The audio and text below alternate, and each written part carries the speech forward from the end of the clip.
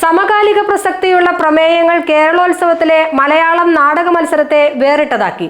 പല കഥാപാത്രങ്ങളെയും മികവോടെ അവതരിപ്പിക്കാൻ നടീനടന്മാർക്ക് കഴിഞ്ഞു.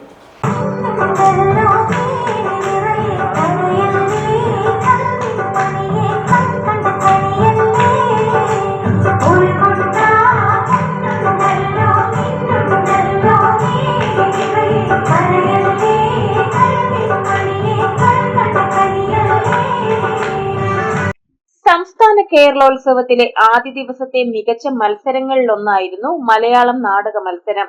സമകാലിക പ്രസക്തിയുള്ള വിഷയങ്ങളാണ് ചില നാടകങ്ങൾ അരങ്ങിലെത്തിച്ചത്.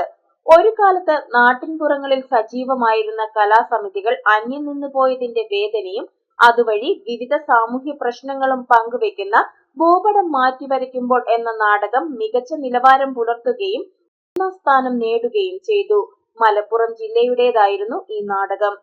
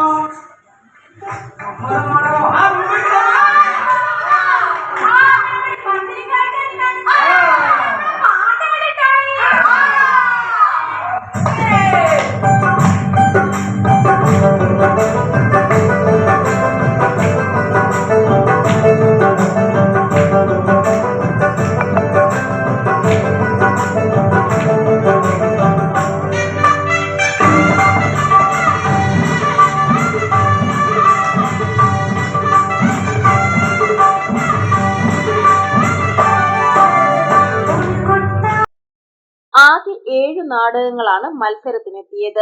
പ്രമേയത്തിലും അവതരണത്തിലും അഭിനയത്തിലും മികച്ചവയായിരുന്നു ഇവയിൽ ചിലത്. മനോഹരമായ രൗദ്രം, ദുഃഖം എല്ലാം സമാസമം ചേർത്ത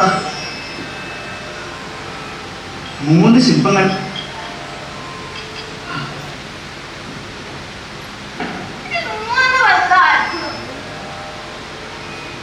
ജീവനില്ലാത്ത ഈ രണ്ടും ഇതുണ്ടാക്കിയ